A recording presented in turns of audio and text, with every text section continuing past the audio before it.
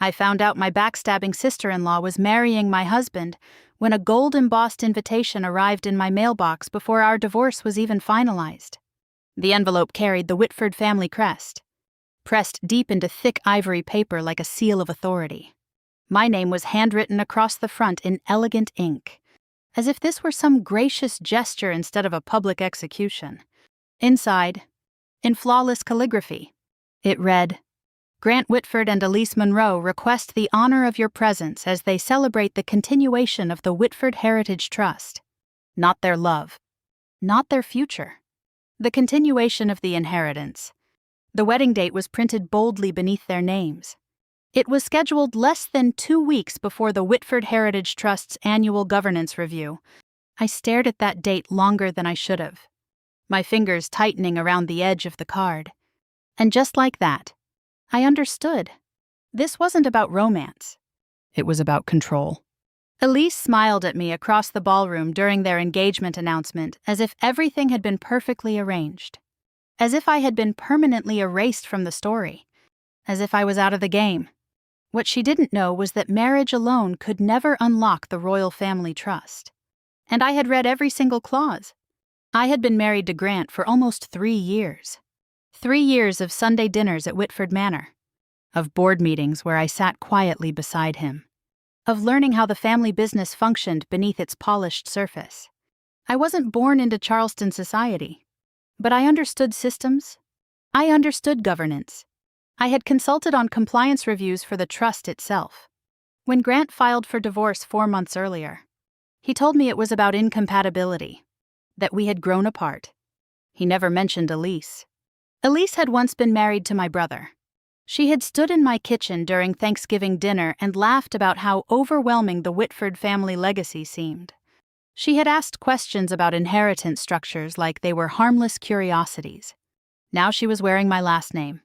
The engagement party was held at Whitford Manor, the same estate where I had once stood beside Grant at his father's memorial service, believing I was part of that legacy. The chandeliers glittered above a room full of donors, trustees, and family members pretending this was perfectly normal.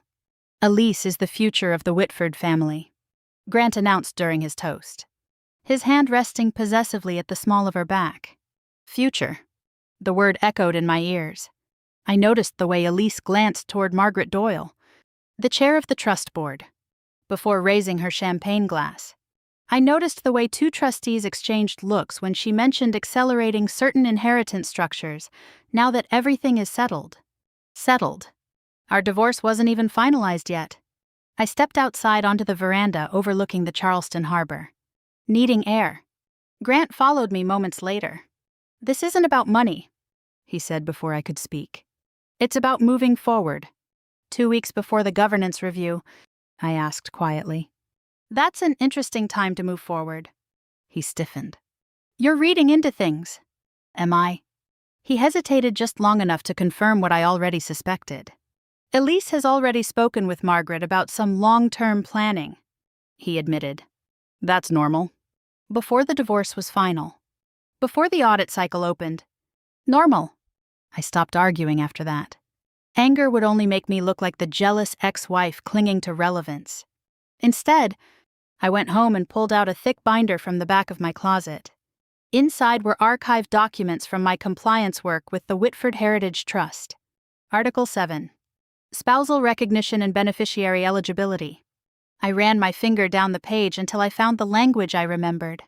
Marriage to a primary beneficiary did not automatically grant indirect access to distribution authority. A stability period had to pass within a completed governance cycle. Any coordinated financial restructuring within 90 days prior to an audit could trigger review for conflict of interest. 90 days. The wedding date sat squarely inside that window. There was even a line about strategic marital timing prior to audit review being subject to scrutiny under fiduciary standards.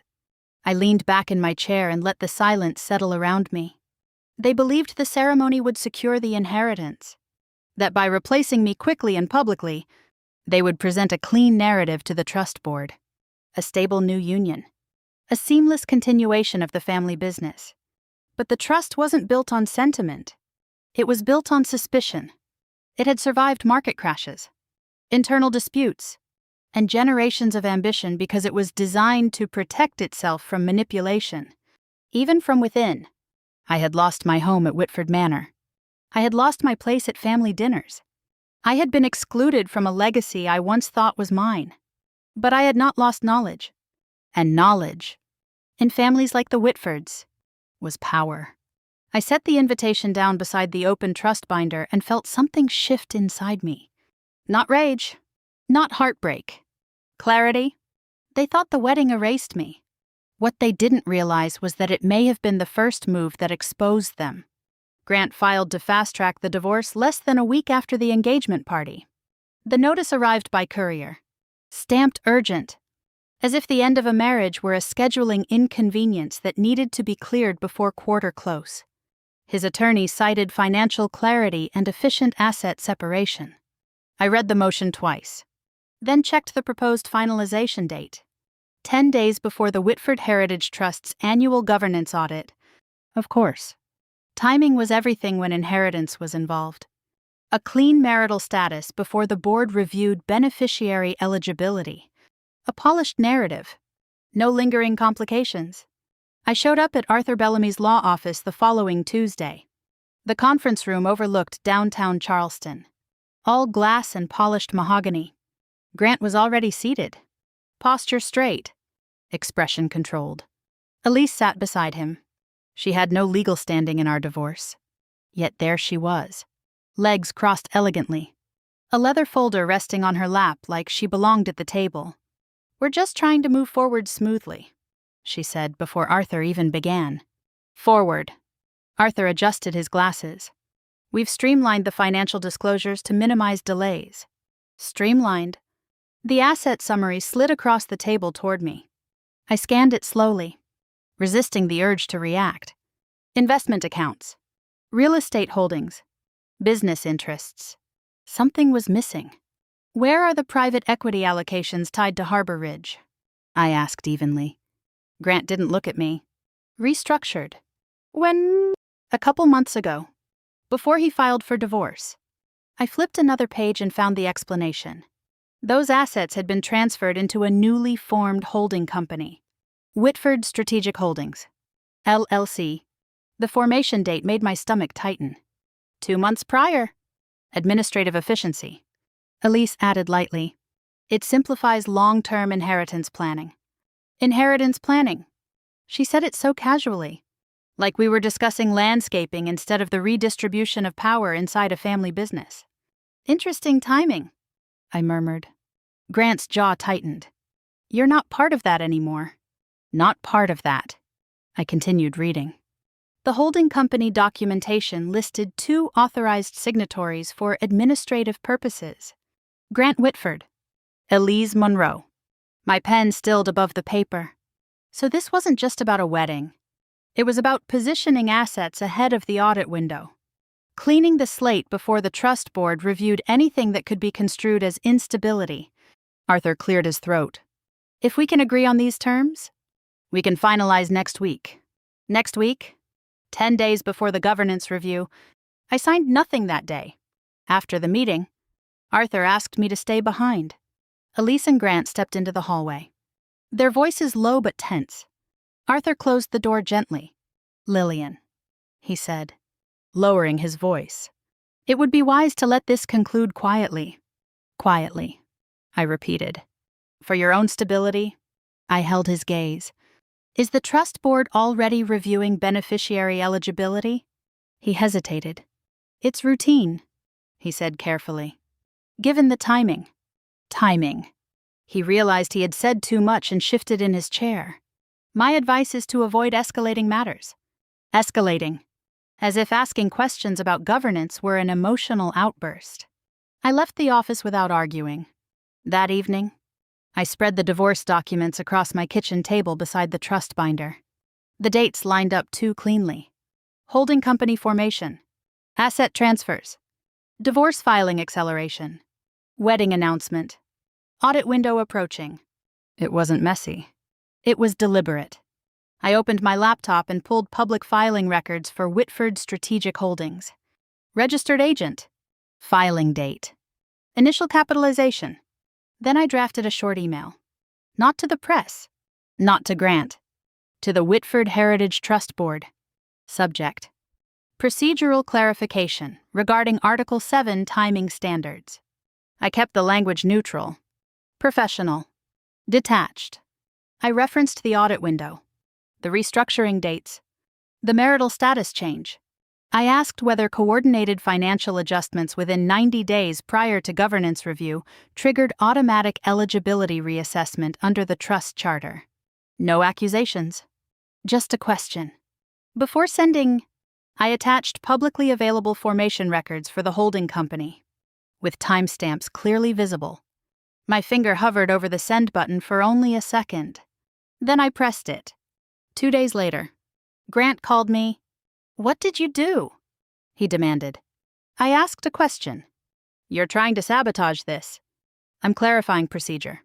There was a pause. "Elise said you'd do something like this," he muttered. Of course she did. Later that afternoon, an email notification appeared in my inbox. It had been forwarded by mistake from a board assistant. Subject: emergency beneficiary timing review. Emergency. I leaned back in my chair and let out a slow breath. The divorce was finalized in court the following week. It was efficient.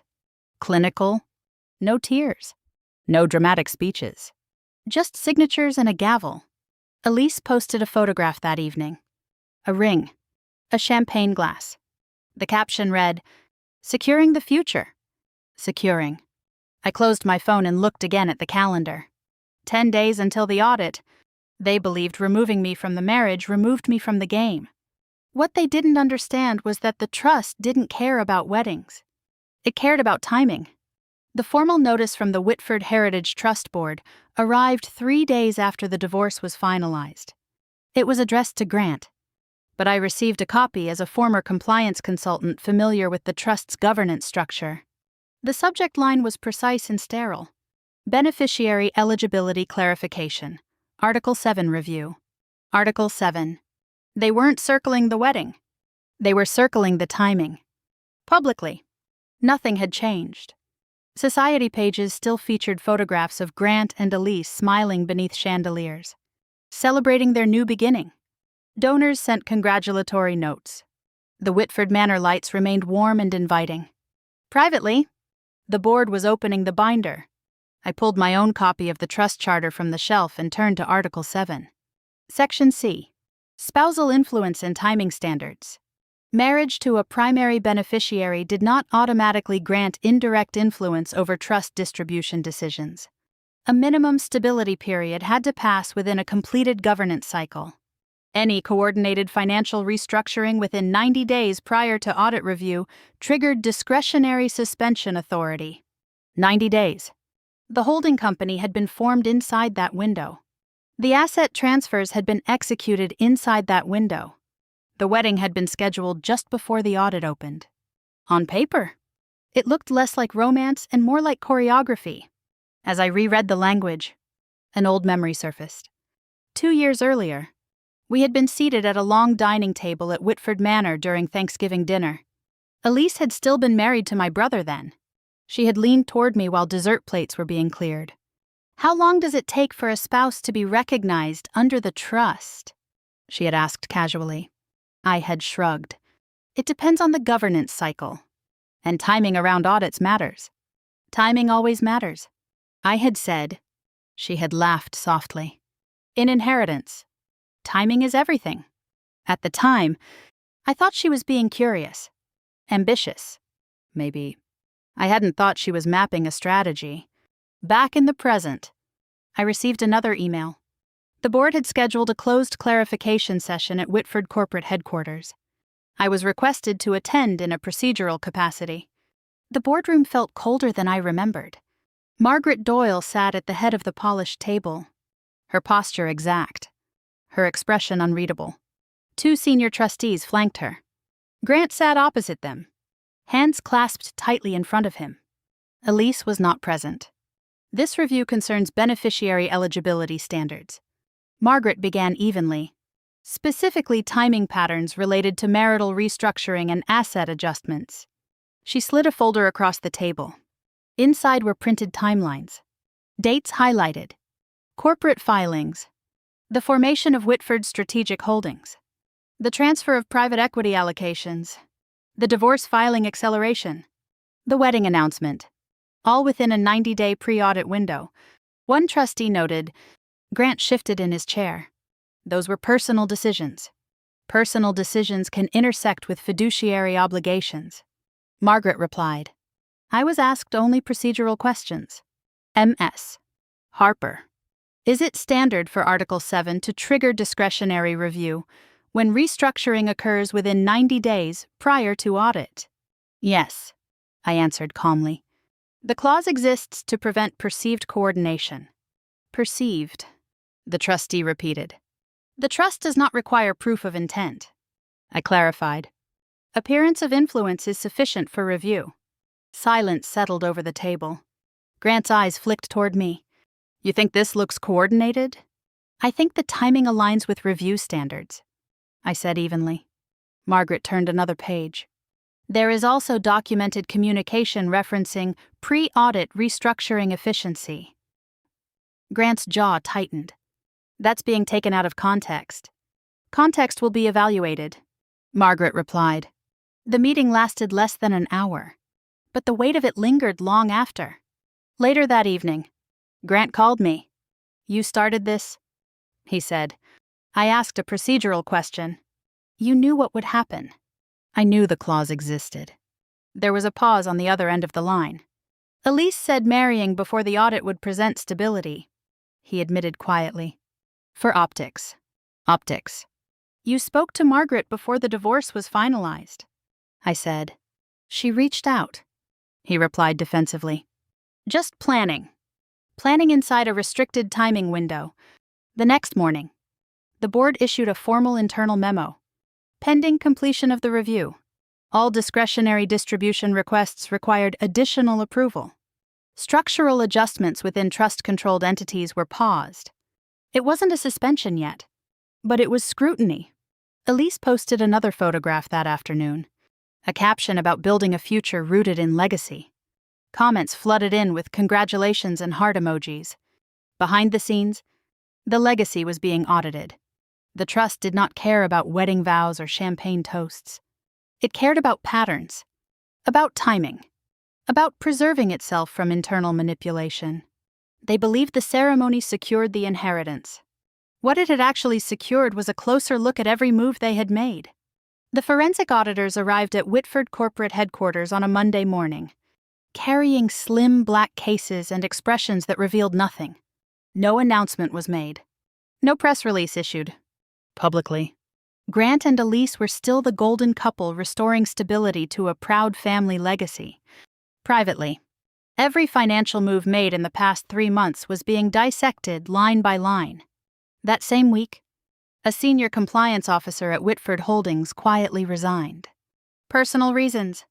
The internal memo said, people rarely left in the middle of an audit unless they knew what might surface. The auditors began by reconstructing the timeline. Formation of Whitford Strategic Holdings. Transfer of private equity allocations. Acceleration of divorce filing. Engagement announcement. Wedding date set inside the 90-day pre-audit window. It looked deliberate when placed in chronological order. Stripped of champagne and flowers. An internal email surfaced next. Elise to Grant. Once everything is official, the structure becomes easier to navigate. Official. The word carried more weight now. When the auditors requested loan documentation tied to the holding company, another layer emerged. A short-term bridge loan had been secured through a local bank. The approval memo referenced anticipated trust distribution income as part of projected liquidity. Projected. Not confirmed. Elise's signature appeared on the co-signer line. The bank had accepted the assumption that post-marriage access to inheritance would be smoother, cleaner, more stable. The wedding wasn't just a personal milestone. It had been presented as a financial turning point. That night, Whitford Manor hosted a small foundation dinner. Elise wore ivory. Grant smiled for photographs. Society columns later described her as the new steward of the Whitford legacy. During the reception, a trustee declined a posed photograph with her. It was subtle, almost invisible. But I noticed. Grant noticed too. Later, in a private sitting room, voices carried through the hallway. "You told me this was routine," Grant said, his tone sharp but controlled. "It is routine," Elise insisted. "They always review timing." "Did you tell the bank the marriage would stabilize access?" Silence followed. "It was implied," she said finally. "That's how these things work." "These things," Grant repeated. The fracture between them was small, but it had begun. 2 days later, the trust board issued an interim directive. All discretionary distribution approvals were paused, pending completion of the beneficiary conduct assessment. No restructuring of trust-controlled entities would be permitted without unanimous board consent. The language was careful but firm. Appearance of coordinated beneficiary acceleration. Appearance. They didn't need to prove intent. They only needed to protect the trust from the possibility of manipulation.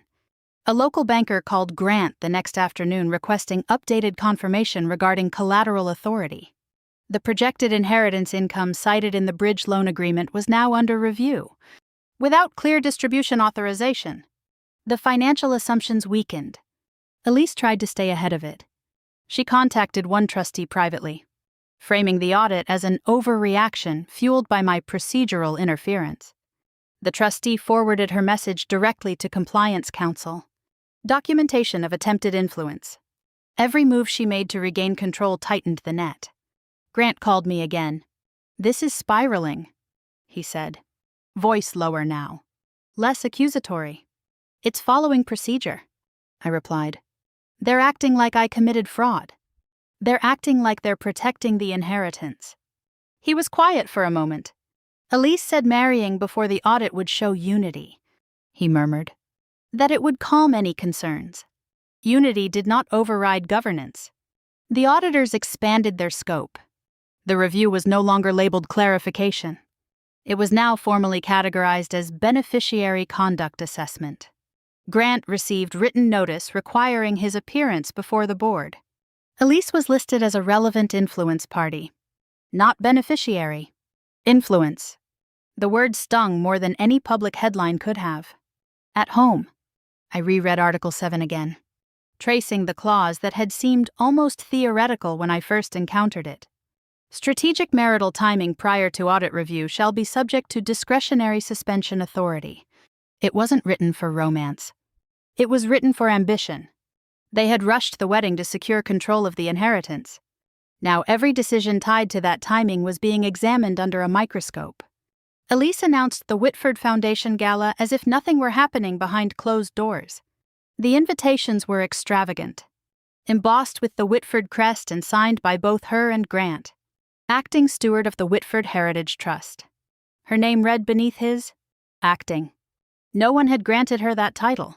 Whitford Manor glittered the night of the event. Crystal chandeliers reflected off polished marble floors. Donors in tailored suits and silk gowns filled the ballroom, laughing softly over champagne. I wasn't on the guest list. I was there because the trust board had requested my presence in case procedural clarification became necessary. The whispers started the moment I walked in. "She has nerve." Can you imagine? Elise saw me before Grant did. Her smile flickered for a fraction of a second before it returned. Smooth and practiced. Margaret Doyle arrived 10 minutes later. She declined the seat at the head table beside Grant and Elise. Instead, she sat near the back of the room, beside two trustees who rarely attended social events. Grant took the podium shortly after dinner was served. "The Whitford legacy has always been about stability," he began confidently. "About protecting the inheritance for generations to come." Applause followed. Elise stepped forward next, her voice warm and polished. "We've worked tirelessly on recent restructuring efforts to ensure seamless governance moving forward." Recent restructuring efforts. I saw one trustee shift uncomfortably. Before Elise could continue, a board member stood from his table. "To clarify," he said evenly, No restructuring has been formally approved by the trust board at this time. Silence fell across the ballroom like a curtain dropping. Elise blinked, her composure tightening. Of course, she replied quickly. I meant preliminary planning. Grant's jaw hardened, but he forced a smile. After the speeches, Margaret requested a private meeting in the library. Grant and Elise followed her. I was asked to attend in a procedural capacity. The library door closed softly behind us, muting the hum of the gala outside. Margaret placed a thin folder on the desk. We've received confirmation from a lending institution, she said calmly, that projected trust distributions were referenced in securing a short-term loan. Grant's eyes moved to Elise. It was liquidity planning. Elise said quickly, temporary. Margaret's expression did not change. The documentation specifically cites anticipated stabilization following marriage. The word marriage lingered in the air. Elise co-signed the instrument. Margaret continued. While beneficiary eligibility remains under review. Grant looked stunned. You told me it was standard. It is. Elise insisted. Everyone does it. Not within a restricted timing window, Margaret replied. She opened another page. Under Article 7, leveraging anticipated inheritance during an audit proximity period may constitute coordinated influence. Influence. Not fraud. Not criminal misconduct. Influence. A knock interrupted us. A local banker? Flushed and nervous. Asked to speak privately with Grant regarding updated collateral confirmation. Margaret dismissed him politely but noted the request. Once the banker left, she folded her hands. Effective immediately, she said. All discretionary distribution requests are paused pending completion of the beneficiary conduct assessment. Grant inhaled sharply. Paused. Temporarily, she said. Pending review. Elise's composure finally cracked. This is because of her, she said, gesturing toward me. She initiated this. I asked a procedural question. I said evenly. Margaret turned to Elise. The trust board initiated the review based on documented timing patterns. The ballroom music resumed faintly through the walls. Outside, donors continued sipping champagne, unaware that control of the inheritance had just shifted. After the meeting, the gala unraveled quietly. Conversations grew shorter. A few donors left earlier than planned. Social media posts celebrating the secured legacy were deleted before midnight. Elise attempted one last move. She sent a direct message to a trustee later that night, framing the audit as an overreaction fueled by personal vendettas. The trustee forwarded it directly to Compliance Counsel. Documented. Grant called me as guests were still exiting the estate. Did you know this would happen? He asked.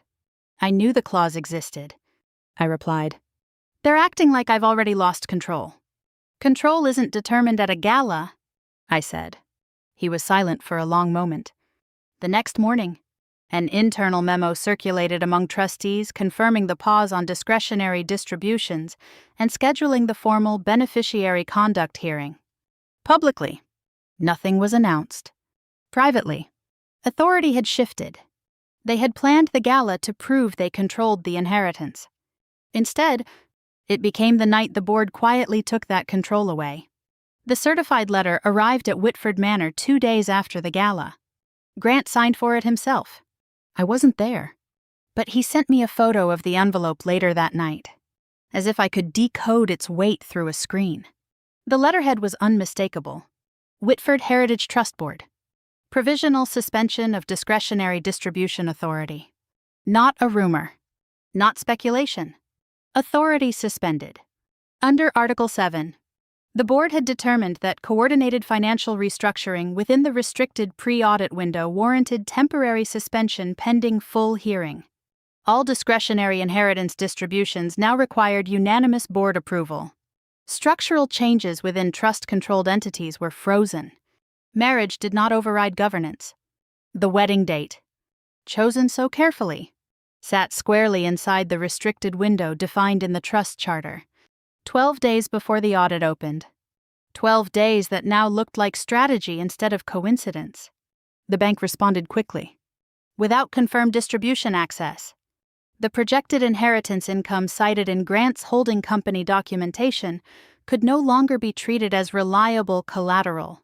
The bridge loan Elise had co-signed came under immediate review. A formal notice arrived demanding updated collateral assurances within 30 days. 30 days. Elise panicked. "This is temporary," she insisted to Grant in a call I overheard when he dialed me later. "They can't just lock you out of your own inheritance. They can review it," he replied quietly. "They're punishing you because she stirred things up." The familiar blame. But this time, there was less conviction in his voice. That evening, inside the echoing halls of Whitford Manor, the argument intensified.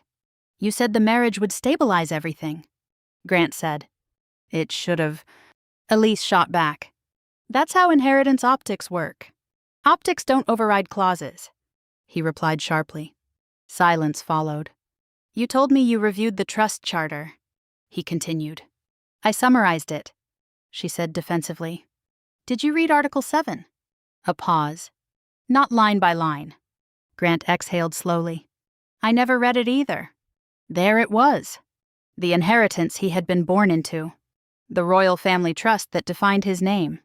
And neither of them had read the clause that now governed their fate. The board issued a second directive before the week ended. Grant was temporarily removed from trustee voting authority pending the outcome of the beneficiary conduct hearing. An independent compliance monitor would oversee all trust-related decisions during the review period. The language was careful but unmistakable. Potential fiduciary breach based on appearance of coordinated beneficiary acceleration. Appearance. The trust did not need scandal. It needed protection. Elise tried one last maneuver. She reached out privately to 2 trustees, requesting an informal meeting to clarify misunderstandings. One of them forwarded her message directly to Compliance Counsel. Attempted influence during active review. Documented again. Each effort to regain control tightened the restrictions. Grant called me late that night. His voice was different now. Not angry. Uncertain. "They've suspended distribution authority," he said quietly. "The bank's revising terms. Elise thinks we should challenge the board legally and expose every email in open court," I asked. He didn't answer immediately. "They're treating this like I tried to manipulate the inheritance. They're treating it like they were designed to," I replied. He hesitated. "I thought marrying Elise would simplify things," he admitted. "Present stability. Stability requires time," I said. "The clause requires a completed governance cycle without restructuring." He let out a slow breath. "I never fully read Article 7, he said. There was something almost fragile in that confession. The trust had been built generations earlier to survive ambition, market collapse, internal power struggles. It assumed heirs might be impatient. It assumed influence might attempt to position itself inside restricted windows. It had survived because it distrusted timing that looked too convenient. The formal notice scheduling the beneficiary conduct hearing arrived the next morning. Attendance mandatory. Elise was listed again as a relevant influence party. Not spouse with access. Not co-steward. Influence. The word lingered. Distribution rights remained suspended until the board rendered a final determination. The inheritance that had seemed so close, so accessible through a wedding ring and a well-timed restructuring, was now out of reach. They rushed into marriage believing it would unlock the trust. Now the trust was deciding whether they would keep any control at all. The hearing was scheduled for 9 a.m. at Whitford corporate headquarters. No press, no extended family, no donors, just the board. Grant arrived early. Elise walked in beside him, dressed in navy, posture straight, expression controlled. I took a seat along the side wall, present only as a procedural consultant. Margaret Doyle sat at the head of the long polished table. 2 external compliance advisors were seated to her right. Arthur Bellamy reviewed a stack of documents quietly. "This review concerns timing and influence," Margaret began. "Not marital choice." Her voice was steady, precise. A screen at the end of the room flickered to life. The timeline appeared. Formation of Whitford Strategic Holdings. Asset transfers inside the 90-day pre-audit window. Acceleration of divorce filing. Wedding scheduled 12 days before governance review. Bridge loan referencing anticipated inheritance stabilization post-marriage. Each date highlighted in red. Elise Monroe's correspondence. One compliance advisor said. Clicking to the next slide. The email appeared in black and white. Once the marriage is official, access becomes cleaner. Elise shifted in her chair. That was informal language. Informal language used in the context of financial planning, Margaret replied. Grant's eyes moved from the screen to Elise. You told me that was routine, he said quietly. It is, she insisted. Everyone positions before audits. Positioning within restricted windows triggers review, Margaret said evenly. She opened the trust charter and placed it on the table. Article 7, Section C, she continued. Spousal recognition requires a completed governance cycle without coordinated financial restructuring. Grant swallowed. We weren't coordinating, Elise said quickly. We were preparing. The trust evaluates patterns, Margaret replied. Intent is not required for discretionary suspension. Another document appeared on the screen. A note from 2 years earlier. Elise's inquiry during a governance dinner about timing around inheritance eligibility. Elise Monroe inquired about audit timing and spousal recognition standards prior to her current marriage. The compliance advisor stated, Grant turned toward her fully now. You asked about this years ago. It was curiosity, she said sharply. It is documented, Margaret responded. The room felt smaller. Grant rubbed his forehead. I trusted your interpretation. You trusted your own assumptions. Elise snapped back. Margaret raised her hand gently. This board must determine whether coordinated timing created appearance of beneficiary acceleration, she said. The trust was designed to survive internal manipulation. She referenced a precedent case from decades earlier in which a trustee had been temporarily removed for leveraging anticipated inheritance during a restricted review period. No fraud. No creamy. Only appearance of influence. Grant's breathing grew heavier. You're saying I lose authority over my own inheritance? He asked. We are saying authority is conditional upon fiduciary judgment, Margaret replied. Grant and Elise were asked to step outside while the board deliberated. The door closed behind them. Silence settled over the table. Margaret folded her hands. The trust exists to protect legacy from ambition, she said quietly. No one disagreed. When they were called back inside, the air felt heavier. Margaret delivered the decision without theatrics. Grant Whitford is hereby removed from trustee voting authority for a period of 3 years, pending compliance remediation. Elise's expression hardened. All discretionary distributions will remain under independent oversight. Margaret continued. Spousal recognition for Elise Monroe is deferred until completion of a full governance stabilization cycle. Deferred? Not denied. But not granted. Grant stared at the table. You're not accusing us of fraud, he said. No, Margaret replied. We are protecting the inheritance. Elise stood abruptly. This is because of her, she said. Glancing toward me, she set this in motion. Margaret's gaze remained steady. The trust set this in motion. Elise left the room before the explanation was finished. Grant remained seated, shoulders slumped, eyes unfocused. The inheritance he had assumed was secure was now conditional, restricted, monitored. Marriage had not granted control. It had triggered review. As the room slowly emptied, Grant looked at me, not with anger, with recognition. They rushed into marriage, believing it guaranteed control of the inheritance.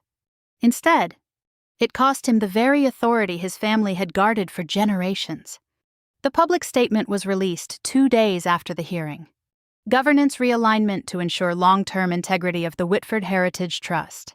That was all it said. No mention of suspension. No mention of coordinated timing. No mention of inheritance leverage or fiduciary breach. Just calm corporate language designed to reassure donors and preserve the family name. But inside Charleston's private circles, everyone understood what governance realignment meant. Within 48 hours, Elise's name disappeared from Whitford Foundation promotional materials. The website removed her title as acting steward. Event photographs were quietly replaced with older images of Grant standing alone beside his father. No announcement. No explanation. Just absence. The bank moved quickly as well. The bridge loan Elise had co-signed was reclassified as high risk, without guaranteed distribution access. Projected liquidity evaporated. Updated collateral demands were issued. Payment schedules tightened. The wedding that was supposed to secure the inheritance now created strain instead of leverage. Grant called me 3 days later. Not angry. Not defensive. Tired. "They've assigned me compliance remediation," he said. "Training sessions. Oversight. I need board approval for anything discretionary." "That's standard after a suspension," I replied. "I thought marrying Elise would simplify perception," he admitted. "Show unity. Stability. Stability requires time," I said. He was quiet for a long moment. "I never actually read Article 7, he confessed. The words hung between us. He had inherited wealth older than the city blocks around it. Generations of trustees. Clauses. Amendments. Protective layers written by ancestors who had survived market crashes and internal betrayal. And he had trusted timing more than text. Elise said the marriage would clean everything up before the audit. He continued. She said optics matter. Optics matter socially, I said. Clauses matter legally. He exhaled slowly. Across town, Elise was fighting her own battle. Invitations to private luncheons slowed. Donor calls went unanswered. A compliance summary circulated quietly among trustees, confirming that timing patterns had triggered discretionary review under Article 7. The narrative shifted. I was no longer the jealous ex-wife trying to sabotage a wedding. Elise was the strategist who miscalculated. I ran into her once at a small charity event weeks later. She looked polished as always, but there was something sharper in her eyes now. "You're satisfied?" she asked coolly. I didn't file charges. I replied, "I asked a question. You knew what that question would do." I knew the trust was written to protect itself. She held my gaze for a second longer, then turned away. Grant began attending compliance meetings under independent oversight. He no longer controlled trustee votes. Every distribution request required review. The inheritance he had once treated as inevitable was now conditional. The Whitford Heritage Trust remained intact. That was the point. I thought back to the first time I stepped into Whitford Manor as Grant's wife. I believed proximity to power meant security. That standing beside wealth gave me leverage. I was wrong. Power was never in the wedding ring. It was in the clauses written long before any of us arrived. One evening, Margaret Doyle invited me to her office. "You handled yourself professionally," she said. "The board values neutrality." She offered me a formal advisory role in compliance oversight. Not as a beneficiary. Not as family. As a consultant, I accepted. Not for revenge. For clarity. I had been excluded from the marriage. Excluded from the estate. Excluded from the table at that gala. But I was never powerless. The trust survived because it assumed ambition would try to outrun patience. Because it anticipated manipulation disguised as stability. Because it protected legacy through structure. Not sentiment. Grant lost voting authority for 3 years. Elise never gained spousal recognition. The inheritance was not destroyed. It was preserved.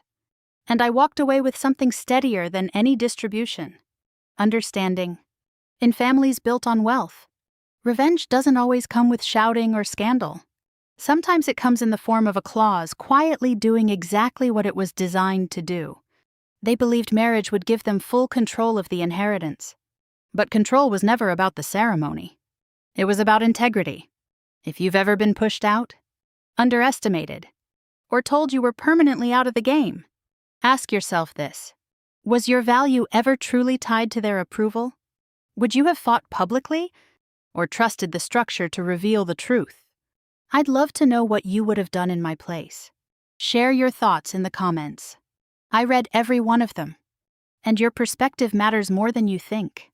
And if stories about inheritance, family drama, betrayal, and quiet revenge speak to you, stay here with me. Subscribe and join this community. Because sometimes the most powerful victories aren't loud. Sometimes they're written in fine print. And sometimes they last.